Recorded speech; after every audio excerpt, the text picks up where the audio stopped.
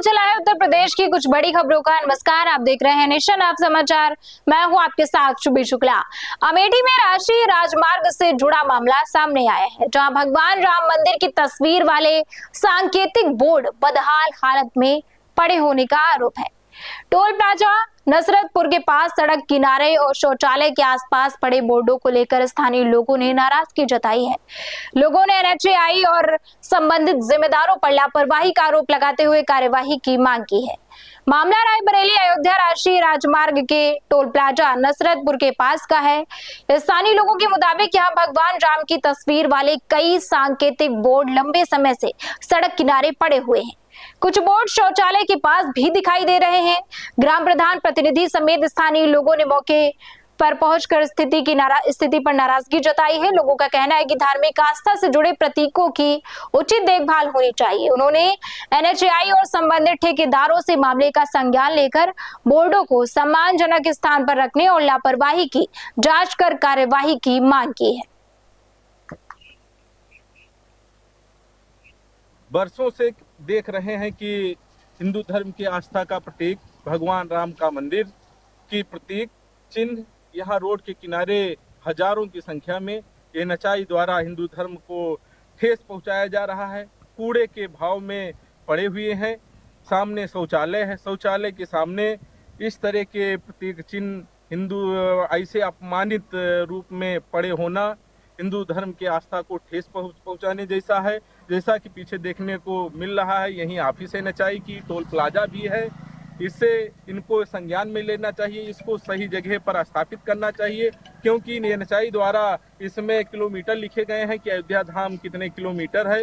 ये मुख्य राजमार्ग है अयोध्या धाम को पहुंचाने वाला, और इस तरह मंदिर के प्रतीक को मतलब इस कूड़े के ढेर में हजारों की संख्या में फेंकना ये निंदनीय कार्य है। हम अपील राष्ट्रीय राजमार्ग द्वारा करना चाह रहे हैं कि वो अपने कर्मचारियों के माध्यम से इसको सही और समुचित स्थान पर व्यवस्थित कराएं, जिससे जो ये घृणित कार्य हो रहा है और समाज को अपमानित करने का कार्य हो रहा है, इससे बचा जा सके और जो ठेस पहुंच रही है इससे भी बचा जा सके, और इनको सही और समुचित जगह पर स्थापित करना बहुत ही आवश्यक है। औरैया पुलिस ने खोए और गिरे मोबाइल फोन को बरामद करने के लिए चलाए जा रहे अभियान में बड़ी सफलता हासिल की है। पुलिस ने अलग अलग जगहों से गुम हुए 101 मोबाइल फोन बरामद किए हैं।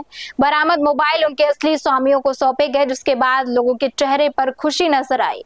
मोबाइल वापस मिलने पर लोगों ने पुलिस की जमकर सराहना की। औरैया पुलिस की इस कार्यवाही में 101 मोबाइल फोन बरामद किए गए हैं। पुलिस के मुताबिक बरामद मोबाइलों की कुल कीमत करीब 25 लाख रुपए बताई जा रही है। मोबाइल फोन की तलाश और बरामदगी में CIR पोर्टल की मदद ली गई। मोबाइल वापस मिलने पर लोगों ने पुलिस का आभार जताया और कार्यवाही की सराहना की। पुलिस का कहना है कि गुम हुए मोबाइलों की बरामदगी के लिए अभियान आगे भी जारी रहेगा।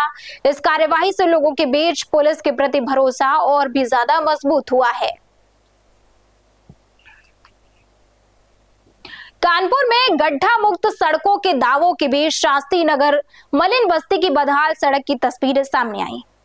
वार्ड नंबर 91 में सड़क पर जगह जगह बड़े गड्ढे हैं, जिससे राहगीरों और बाइक सवारों को परेशानियों का सामना करना पड़ रहा है। स्थानीय लोगों का आरोप है कि लंबे समय से सड़क की हालत खराब है और शिकायतों के बावजूद समस्या का समाधान नहीं हुआ। लोगों ने सड़क की जल्द मरम्मत कराने की मांग की है। तस्वीरें कानपुर के शास्त्री नगर मलिन बस्ती की है, जहां सड़क पर जगह जगह बड़े गड्ढे दिखाई दे रहे हैं। स्थानीय लोगों के मुताबिक बारिश के दौरान इन गड्ढों में पानी भर जाता है, जिससे कि राहगीरों को सड़क और गड्ढे का अंदाजा लगाना मुश्किल हो जाता है। लोगों का कहना है कि बाइक सवार कई बार गड्ढों की वजह से संतुलन खोकर गिर चुके हैं। बच्चों और बुजुर्गों को भी परेशानियों का सामना करना पड़ता है। ग्राउंड जीरो की तस्वीरों में एक एम्बुलेंस भी इस सड़क में गुजरती हुई नजर आ रही है। वहीं एक बाइक सवार गड्ढे के चलते अपना संतुलन संभालना दिखाई दे रहा है। आपको बता दें कि स्थानीय लोगों ने सड़क की बदहाली को लेकर वार्ड 91 के पार्षद सुरेंद्र गुप्ता की कार्यशैली पर भी सवाल उठाए हैं। चीफ मिनिस्टर साहब बहुत अच्छा काम कर रहे हैं, लेकिन बाकी तो सब चल ही रहे ना नीचे, उनको तो देखना चाहिए ना। आप लोग इतनी रिपोर्ट छापते हैं तो वो पढ़ते तो वो भी होंगे, दिखाई तो उनको भी देता होगा ना। आप कहीं भी चले जाइए, आप तो इस रोड पे खड़े हैं, आप कानपुर में किसी रोड पे चले जाइए, आपको ऐसे ही रोडें मिलेंगी। मैं मौजूद हूँ कानपुर के शास्त्री नगर मरीन बस्ती पर। आपको दिखा सकते हैं कि जो यहाँ की सड़कें हैं, जहाँ एक तरफ मुख्यमंत्री गड्ढा मुक्त की बात करते हैं, आप सड़कों में साफ साफ देख सकते हैं कि किस तरह की जो है सड़कें हैं वो पूरी तरह से गड्ढा मुक्त नहीं है। और यूपी का चुनाव भी आने वाला है 2027 के, तस्वीरों में आप साथ साथ देख सकते हैं किस तरह की सड़कें पूरी तरह से गड्ढा मुक्त हैं और पूरी तरह जो है जगह जगह यहाँ जल भराव है और पूरी तरह से सड़क जो है पूरी तरह से खस्ता हाल में हो रही है। मगर सरकार को इस पर ध्यान नहीं जा रहा है। जबकि यहाँ के क्षेत्रीय पार्षद वार्ड 91 सुरेंद्र गुप्ता जब से निर्दलीय पार्षद है जो कि जीते हैं, यहाँ पर एक को बार झांकने नहीं आए हैं। तमाम यहाँ की दिक्कतें हैं, तमाम यहाँ की परेशानियाँ हैं, लोग यहाँ पर चोटिल हो जाते हैं और तमाम यहाँ की जो दिक्कतें हैं वो बिल्कुल साफ साफ देखिए, तस्वीरों में भी देखिए बाइक वाला है बिल्कुल अभी गिरते गिरते साफ साफ बचा है। कहीं ना कहीं यहाँ के जो पार्षद है वो बिल्कुल कान में जू तक नहीं रह रही है, नगर निगम बिल्कुल कान में जू नहीं रहेंगी। साफ उनका ये है कि केवल कागजों में काम कर रहे हैं। कहीं ना कहीं हमारे साथ एक भैया उनसे बात कर लेते हैं। सर ये बताइए, आप इतनी मोटी सड़क पे किस तरह से रोड गाड़ी उतारे सर? अब देख लीजिए, आपके सामने है सब कुछ है कि जरा से चूक जाए तो हाथ पैर टूटेंगे। तो सर एक तरफ बात करते हैं मुख्यमंत्री जी गड्ढा मुक्त की बात करते हैं, क्या कहना चाहेंगे आप? अब मुख्यमंत्री से पूछिए, आप गड्ढा मुक्त कहाँ की बात करते हो? ये तो मुझे नहीं पता है। तो ये देख लीजिए, सब गड्ढे गड्ढे हैं सड़क पे। 27 चुनाव भी आ रहा है, हर जगह कहते हैं कि अब इसके बारे में तो हम नहीं कह सकते हैं कुछ। क्या लगता है कि सरकार यही आना चाहिए? अब सरकार आएगी कि नहीं आएगी वो तो समय वक्त बताएगा। तो देख लीजिए तस्वीरों में इन्होंने साफ साफ यही कहना है कि जब यहाँ की विकास नहीं है, कार्य नहीं है, तो किस तरह से यहाँ की सरकार वही आना है। हमारे साथ और लोग भी मौजूद क्षेत्रीय जनता है, उनसे भी बात कर लेते हैं कि देखिए सर ये बताइए क्या नाम है आपका? भैया मैं समझ नाले भैया। तो ये थे यहाँ के विकास, यहाँ खुद बताने को तैयार नहीं है। और देखिए नाली कितनी बजा रही है, साफ साफ तस्वीरों में जो है वो तस्वीर में एकदम साफ क्लियर दिख रहा है कि यहाँ पर कुछ भी सही नहीं है। बदहाल जिंदगी लोग यहाँ से जी रहे हैं, मरीन बस्ती है, मगर देखने वाला कोई नहीं है। अब देखना ये होगा कि 2027 का चुनाव किसके उस पर जाता है, अब देखने वाली बात होगी। कानपुर से शाहनवाज। पहले तो मैं ये बता दूं आपको कि 2 साल हो गए इस सड़क को बने हुए। मुझे ये नहीं समझ में आता है कि 2 साल में क्या रोड खराब हो जाती है, इसकी क्या कमियां हैं इतने। मुझे लगता है कि क्या ये पीडब्ल्यूडी से ये रोड बनी हुई है।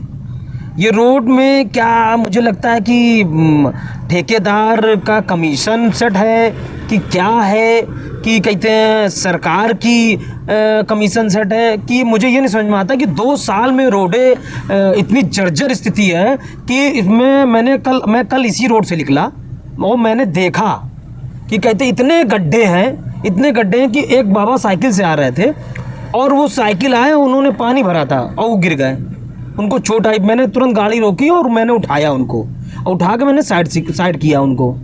तो स्थितियाँ, और आपने देखा होगा मैं आया होगा तो मैं साइड से निकला तब भी गाड़ी गड्ढे में लड़ गई उसमें।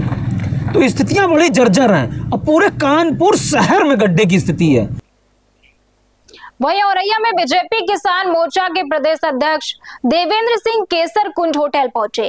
जालौन चौराहे पर पार्टी कार्यकर्ताओं ने फूल मालाओं और ढोल नगाड़ों के साथ उनका जोरदार स्वागत किया। स्वागत कार्यक्रम में बड़ी संख्या में पार्टी पदाधिकारी, कार्यकर्ता और स्थानीय लोग मौजूद रहे। प्रदेश अध्यक्ष पदाधिकारियों के साथ बैठक कर संगठन और किसानों से जुड़े मुद्दों पर चर्चा भी की। आपको बता दें कि औरैया पहुंचे बीजेपी किसान मोर्चा के प्रदेश अध्यक्ष देवेंद्र सिंह का जालौन चौराहे पर पार्टी कार्यकर्ताओं ने गर्मजोशी से स्वागत किया। कार्यकर्ताओं ने फूल मालाएं पहनाकर ढोल नगाड़ों के साथ प्रदेश अध्यक्ष का स्वागत किया। इस दौरान बीजेपी किसान मोर्चा के जिला अध्यक्ष सर्वेश कठेरिया, महामंत्री विशाल शुक्ला, नितिन अवस्थी, युवा मोर्चा जिला अध्यक्ष मोनू सेंगर और जिला मीडिया प्रभारी भूरे चौबे समेत कई पदाधिकारी मौजूद रहे। स्वागत कार्यक्रम में बड़ी संख्या में कार्यकर्ता और स्थानीय लोग भी शामिल हुए। इसके बाद प्रदेश अध्यक्ष पार्टी पदाधिकारियों के साथ बैठक में संगठन को मजबूत करने के साथ किसानों से जुड़े मुद्दों और आगामी कार्यक्रमों को लेकर चर्चा भी हुई।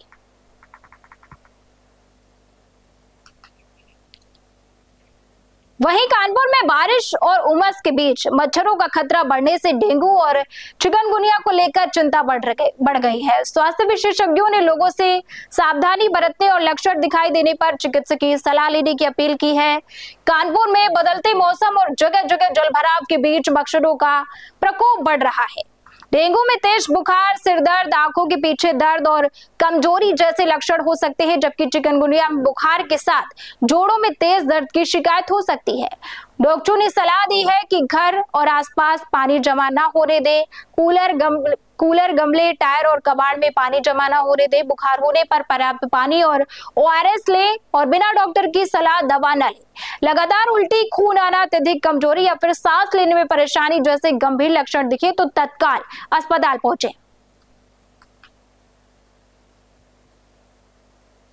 हमारे यहाँ शहर में ज्वलंत मुद्दों को, ज्वलंत जनता की समस्याओं को और उनको जागरूक करने के साथ साथ जो समस्याएं जिस वजह से हैं उसके निराकरण के लिए भी लगे हुए हैं। हमारा कानपुर शहर पूरा गड्ढों से भरा हुआ है। आप जैसे ही उसमें चलना शुरू करते हैं, इस समय नाव उतरने का समय आ गया है। उसमें इतना पानी भरा हुआ है कि कार आधी डूब जाती है, स्कूटी तो चलते चलते बंद हो जाती है। अगर उस बीच गड्ढा और आ गया अंधेरे, उसमें लाइट भी नहीं होती रात के टाइम, तो लोग चुठिल भी हो रहे हैं। समाचार पत्रों के माध्यम से प्रतिदिन हम सब लोग देखते आ रहे हैं। जैसा कि हमारे मुख्यमंत्री योगी आदित्यनाथ जी का संकल्प था कि गड्ढा मुक्त सड़कें, तो चुनाव जैसे जैसे आ रहा है गड्ढा युक्त सड़कें बढ़ती चली जा रही हैं। चाहे आप रामा देवी से मंदना तक कहीं पर भी चले आएँ, चारों तरफ गोविंद नगर से लेके कूड़ा, सड़ांध, बदबू, नाले। जब इतनी चीज़ें सड़ेंगी, गंद आएंगी, चारों तरफ लैट्रिन पड़ी हुई है, स्लिट निकाल दी है, हटाई नहीं गई है, अधिकारी बेबस हो गए हैं, सुनवाई नहीं हो रही है, चारों तरफ केवल शिलान्यास पे शिलान्यास हो रहा है। हम समझते हैं, एक मैं कानपुर शहर के सांसद विधायकों को एक मैसेज देना चाहता हूँ कि आप रोज़ प्रतिदिन मुख्यमंत्री से, प्रधानमंत्री जी से आप लोग मिलते हैं, इतना समय वो आप लोग कीमती वहाँ देते हैं, उस समय को जनता के बीच जाके देखिए। जहाँ जहाँ गड्ढे, जो लोग चुटहिल हो रहे हैं, जो लोग गिर रहे हैं, जो लोग एक्सीडेंट में हॉस्पिटलाइज हो रहे हैं, अगर आप उनको दें तो अच्छा रहेगा। भक्त भाई बहन अपनी अनोखी कावड़ यात्रा से लोगों का ध्यान खींच रहे हैं। दोनों बच्चे स्केटिंग करते हुए हरिद्वार से गाजियाबाद तक कावड़ लेकर निकले हैं। खास बात यह है कि दोनों की ये दूसरी स्केटिंग कावड़ यात्रा है। इस यात्रा के पीछे उनके बाबा की अच्छी सेहत की मन्नत जुड़ी है। मुजफ्फरनगर से गुजर रहे इन नन्हे शिव भक्तों का हौसला देखकर हर कोई उनकी तारीफ कर रहा है। भाई बहन ने हरिद्वार की हर की पौड़ी से गंगाजल उठाया और स्केटिंग करते हुए गाजियाबाद की ओर रवाना हुए। बच्चों के मुताबिक उनके बाबा की तबीयत अक्सर खराब रहती है। बाबा के जल्द स्वस्थ होने की कामना के साथ दोनों ने भगवान शिव से प्रार्थना की और कावड़ यात्रा का संकल्प लिया। दोनों भाई बहन स्केटिंग में गोल्ड मेडल भी जीत चुके हैं और ये उनकी दूसरी स्केटिंग कावड़ यात्रा है। परिवार के सदस्य भी बच्चों के साथ चलकर उनका हौसला बढ़ा रहे हैं। नन्ही उम्र में भक्ति, परिवार के लिए प्यार और बड़ा हौसला, इन बच्चों की अनोखी कावड़ यात्रा लोगों के लिए आकर्षण के साथ भावुकता की वजह भी बनी हुई है। वहीं सहारनपुर में कावड़ यात्रा के बीच बीजेपी नगर विधायक राजीव गुंबर का अलग अंदाज देखने को मिला। सोशल मीडिया पर वायरल वीडियो में विधायक कावड़ियों के बीच बैठकर उनके पैर दबाते और मसाज करते हुए नजर आ रहे हैं। विधायक ने कावड़ियों का हाल जाना और उनकी थकान दूर करने के लिए सेवा की। सहारनपुर में कावड़ यात्रा के दौरान बड़ी संख्या में शिव भक्त अपने गंतव्य की ओर बढ़ रहे हैं। इसी बीच बीजेपी नगर विधायक राजीव गुंबर कावड़ियों के बीच पहुंचे। वायरल वीडियो में विधायक कावड़ियों के साथ बैठे नजर आ रहे हैं। इसके बाद उन्होंने कुछ कावड़ियों के पैर भी दबाए और मशीन से मसाज भी की। वीडियो में विधायक कावड़ियों के साथ डीजे पर भक्ति गीत पर डांस करते हुए भी दिखाई दिए। वीडियो सामने आने के बाद विधायक ने इस अंदाज की सोशल मीडिया पर चर्चा की। कावड़ यात्रा के दौरान श्रद्धालुओं की सेवा के लिए जगह जगह शिविर लगाए जाते हैं, लेकिन विधायक का खुद कावड़ियों के बीच बैठकर सेवा करना लोगों का ध्यान खींच रहा है। तो ये थी उत्तर प्रदेश की कुछ बड़ी खबरें और ऐसी ही खबरों के लिए हमारे साथ जुड़े रहिए और देखते रहिए नेशन आप समाचार।